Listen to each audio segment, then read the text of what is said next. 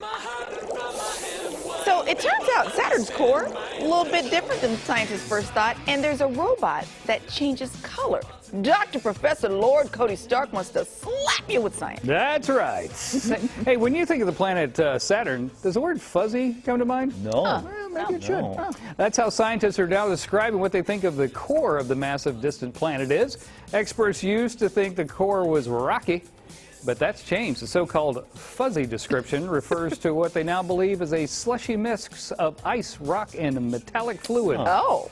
I had one of those Friday night. It was delicious. Its core is larger than previously thought, too. Scientists reached this conclusion not by probing the inside of Saturn, but by studying its rings. Oh. You've been slapped with science. All right. Chameleons have long fascinated humans with their ability to change color depending on their surroundings, but the real-life reptiles now have a technological rival. Oh. Researchers from Seoul University, National University, has developed a so-called soft robot which can also camouflage itself. Wait, that's a robot? What? That's a robot? No. Oh. That's a chameleon. Oh. There's There's the you go. robot. Okay. Much more robot. Uses materials more similar to biological systems instead of hard materials like plastic and metal. As the tiny chameleon robot crawls across a striped background, its body changes colors to match it. Look, That's a trip. just like a chameleon.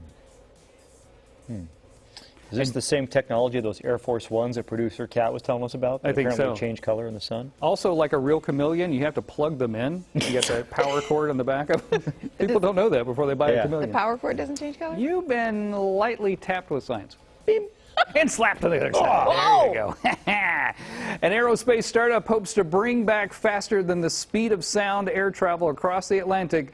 Boom! Supersonic. Boom! Plans to eventually fly passengers from New York to London in about 3.5 hours. What? Wow. That means San Francisco to Tokyo in just 6 hours. That doesn't sound comfortable. Boom! Is working on a prototype of the aircraft called the XB-1 and hopes to begin test flights next year. It leaves much less time for a passenger to assault a flight attendant, so that's good. Yeah, Wow. Reality Rick.